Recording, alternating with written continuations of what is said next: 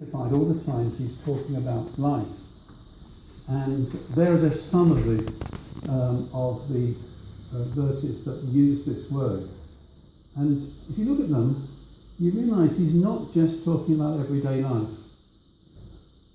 Most of these are actually Jesus speaking, and he's not just, when he's talking about life, he's not just talking about the life that you and I had when we were born.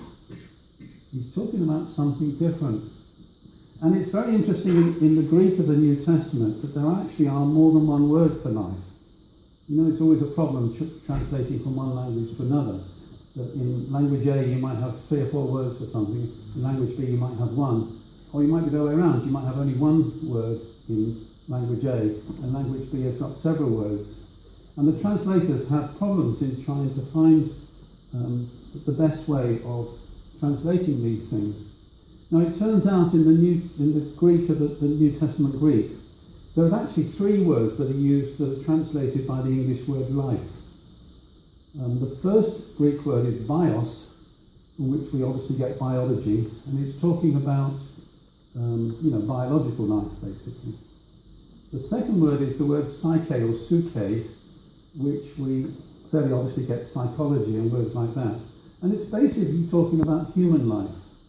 This word is often translated also by the word soul. So when you see the word soul, it's normally this Greek word, psyche or suke.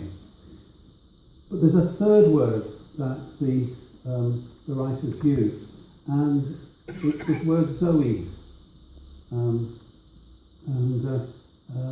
We don't come across it. I mean, obviously there's a woman's name, Zoe, but the writers of the New Testament, and particularly John, actually are very consistent in the way they use these different words. So all those words there are actually this word Zoe. And whenever John talks about ordinary, everyday human life, he tends to use this other word, psyche. Okay. And so there's some, let me just read a few of these out. Well, the famous one, of course, was, "For God so loved the world that he gave his one and only Son, that whoever believes in him shall not perish, but have eternal life." Whenever the Bible talks about eternal life, it's always this Zoe word. It's obviously, but then if you go a bit further, you realise that they're talking not just about life for the life to come, but also life here on earth. So he says, "For just as the Father raises the dead and gives them life, obviously eternal life, even so the Son gives life to whom he is pleased to give it." Don't qualify it by saying eternal life though. You get the sense here that the Son is able to give us life here and now, to be lived here on earth. John 5:26, "For as the Father has life in himself, so he has granted the Son to have life in himself." He's telling us there that this life that we're talking about is not part of creation. If something is inside God, it's obviously not something that's created, is it? It's something that's inherently part of God.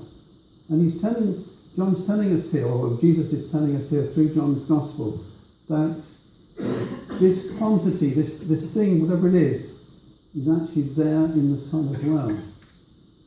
And again, it's not it's not part of the creation. It's something that's inherently of God.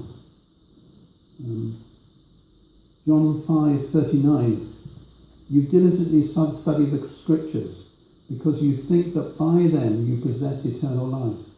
These are the Scriptures that testify about me, yet you refuse to come to me